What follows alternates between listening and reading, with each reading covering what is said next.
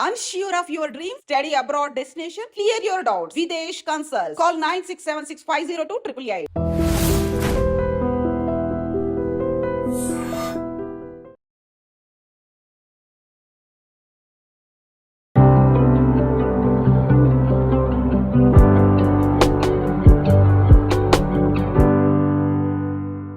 Hello viewers, welcome to I dream and welcome to mind and you. So ప్రతిసారి కూడా మనం ప్రేమ గురించి, రిలేషన్షిప్స్లో ఉండే ప్రాబ్లమ్స్ గురించి మనం చాలా టాపిక్స్లో డిస్కస్ చేస్తున్నాము. అండ్ మనకుండే డౌట్స్ అన్నిటికీ ఆన్సర్స్ చేయడానికి మనతో పాటు సైకాలజిస్ట్ కవిత పన్యం గారు ఈరోజు కూడా మనతో పాటు ఉన్నారు. సో ఆవిడతో మాట్లాడదాం. నమస్తే కవిత గారు. నమస్తే అండి. ఎలా ఉన్నారు? నేను బాగున్నాను, మీరు ఎలా ఉన్నారు? నేను కూడా చాలా బాగున్నాను. సో కవిత గారు, మన ప్రోగ్రామ్ చాలామంది ఫాలో అవుతున్నారు అండ్ కమెంట్ సెక్షన్లో వాళ్ళకు ఉండే డౌట్స్ రిలేషన్షిప్ గురించి, ప్రేమ గురించి వీటన్నిటిని పోస్ట్ చేస్తున్నారు. సో ఈ రోజు మనం మాట్లాడుకునే దాంట్లో స్పెషలీ ఫస్ట్ వన్, అసలు ప్రేమించుకునేటప్పుడు అంత బాగుంటుంది కదా, ప్రేమలో ఉన్నప్పుడు మనకి అసలు ప్రపంచం అంత అందంగా కనిపిస్తుంది అంటారు కదా.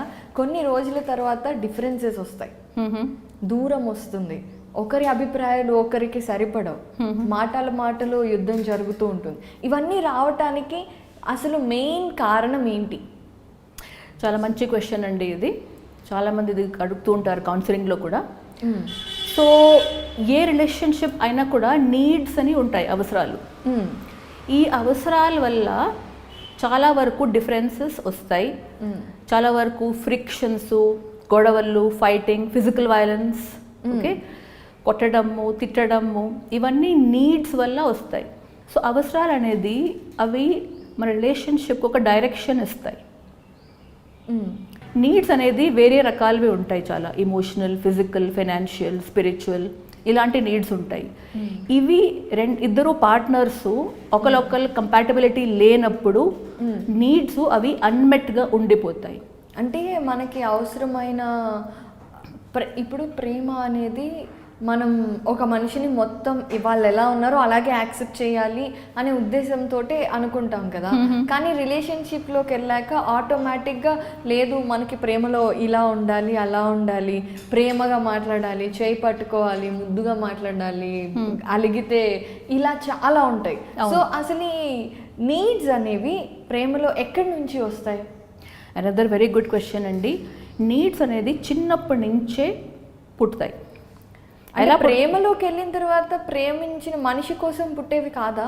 లేదండి, చాలా మంచి ప్రశ్న అడిగారు మీరు.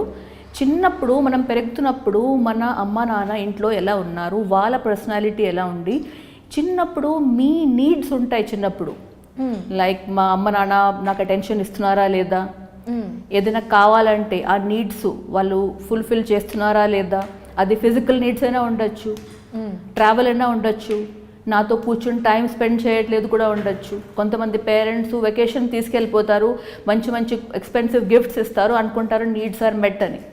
కానీ ఇమోషనల్ నీడ్స్ కూడా ఉంటాయి. అంటే ఎలా? ఇమోషనల్ నీడ్స్ అంటే స్కూల్లో టీచర్ ఏమైనా అన్నారనుకోండి, ఫ్రెండ్స్ ఏమైనా అన్నారనుకోండి, ఇంటికి వెళ్ళి ఎవరితో ఒకళ్ళు మనం మాట్లాడుకుందామని అనిపిస్తుంది, ఎవరు మమ్మల్ని అర్థం చేసుకుంటారు, సపోర్ట్ ఇస్తారని చాలా ఆశలు ఉంటాయి పిల్లలకు.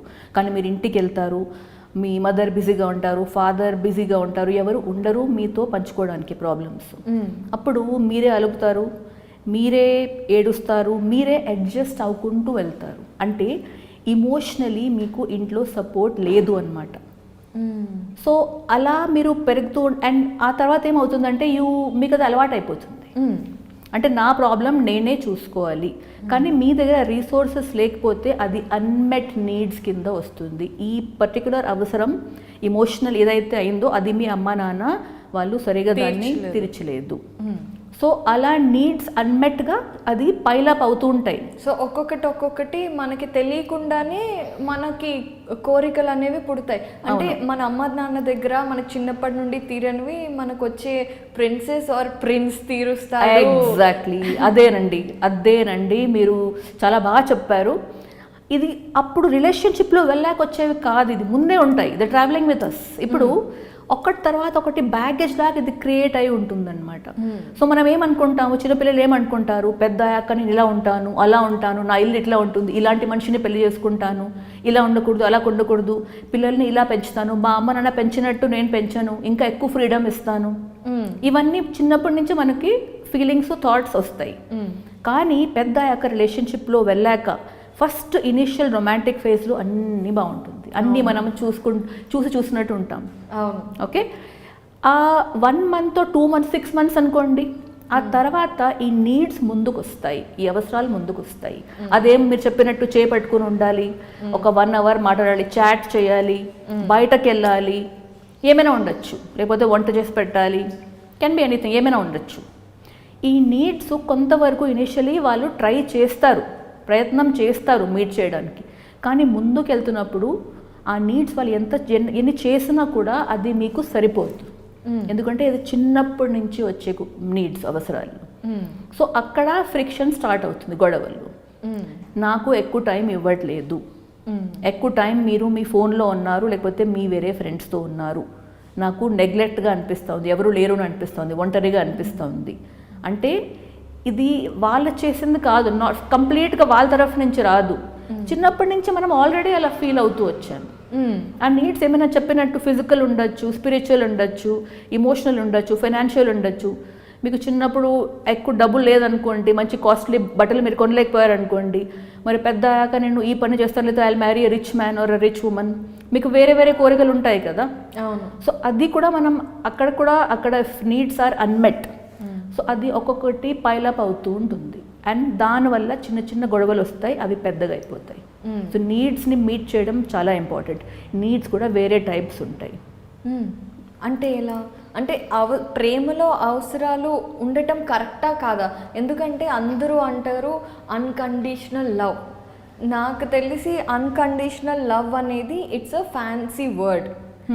మనం మనుషులం, మనకి పరిధులు ఉంటాయి, లిమిట్స్ ఉంటాయి, అలాగే మనం చేయగలిగినవి ఉంటాయి, చేయలేనివి ఉంటాయి. సో ఒక మనిషి కోసం ప్రాణం ఇచ్చేస్తే బయట వాళ్ళు ఏంట్రా వీడు వేరే వాళ్ళ కోసం జీవితాన్ని బలి చేసుకున్నాడు, అయ్యో పాపం అంటారు.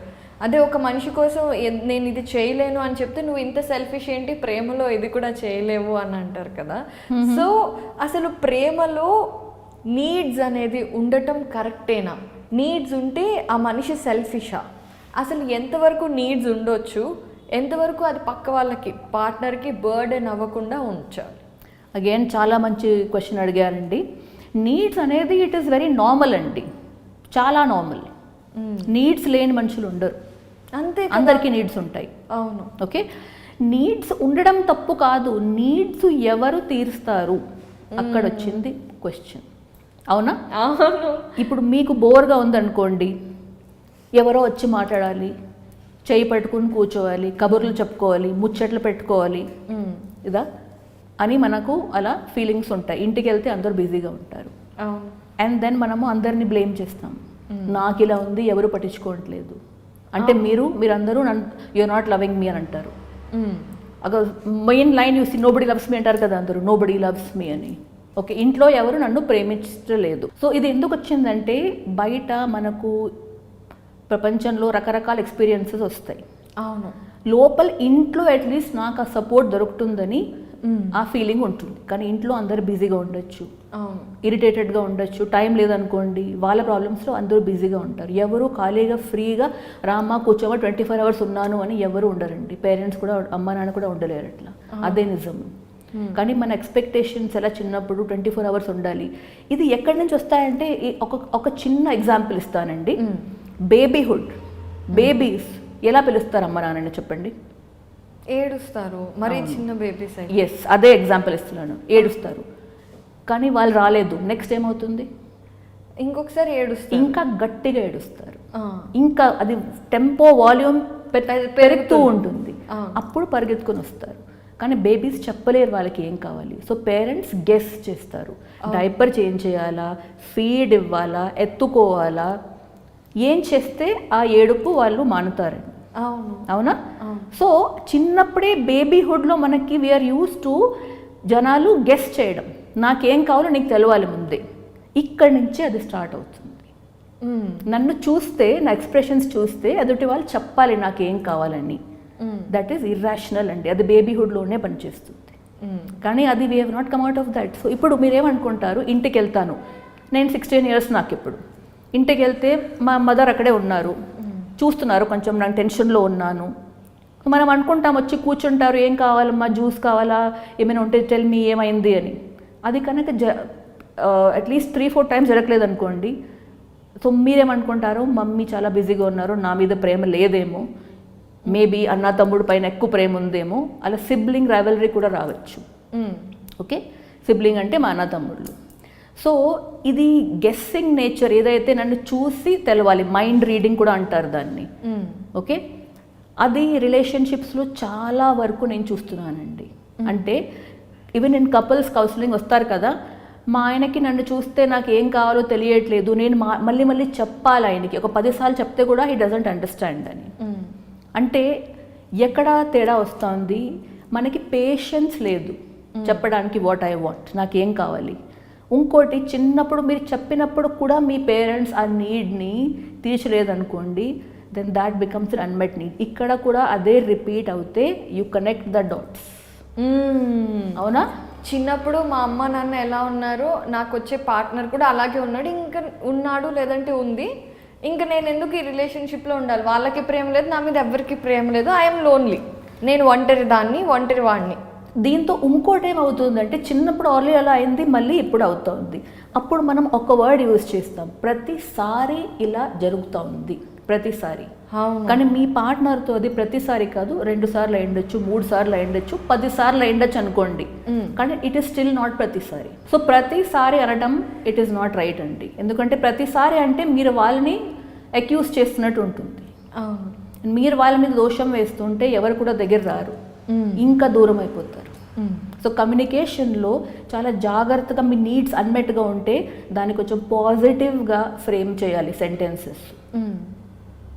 ఓకే, అంటే ఎలా, ఇప్పుడు అమ్మాయి ఒక రిలేషన్షిప్ ఉంది, ఫర్ ఎగ్జాంపుల్ యంగ్ రిలేషన్షిప్ కానివ్వండి, మెచ్యూర్డ్ రిలేషన్షిప్ కానివ్వండి, రెండిట్లో ఒకరి నుండి ఒకరు ఇప్పుడున్న ఫాస్ట్ జనరేషన్లో మనసు విప్పి మాట్లాడుకోవటం, లేదంటే ఆ వామ్త్, ప్రేమగా యూనో ఒక 10 నిమిషాలు అలా దగ్గరకు తీసుకోవటం, ఇవన్నీ మిస్ అవుతున్నాయి. సో అది ఎలా కమ్యూనికేట్ చేసుకోవచ్చు?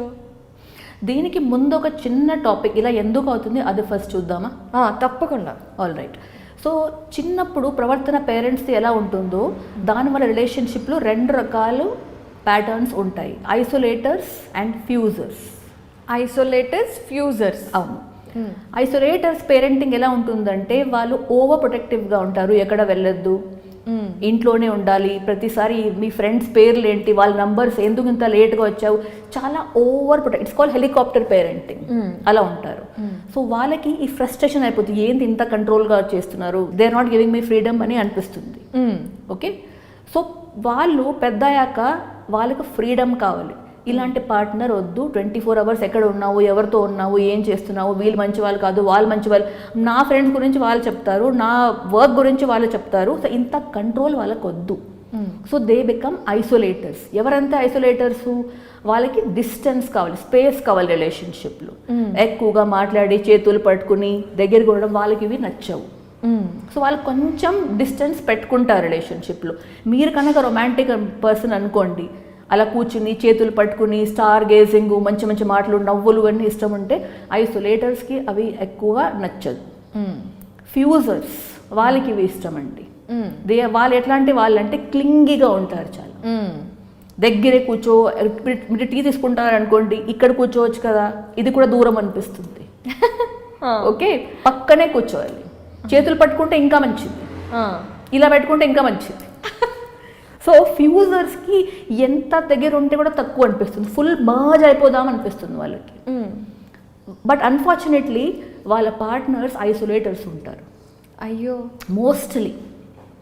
సో ఇట్ ఈస్ అగైన్, మీరు చేస్తుంటారో వాళ్ళకి ఇష్టం లేదు, మీకు కావాలి. సో అక్కడే ఫ్రిక్షన్స్ వస్తాయి, మీకు గొడవలు, క్లోజ్నెస్ కావాలి, వాళ్ళకి క్లోజ్నెస్ వద్దు, మరీ టూ మచ్ వద్దు. అలా నువ్వు అక్కడ ఉండి నేను ఇక్కడ ఉంటాను, ఏదైనా కావాలంటే చేద్దాం, బయటకు వెళ్దాం, మాట్లాడదాం. కానీ ఓవర్గా మాటలు, గంటల మాటలు, వేరే టాపిక్స్ పై డిస్కషన్ అలా వాళ్ళకి నచ్చదు.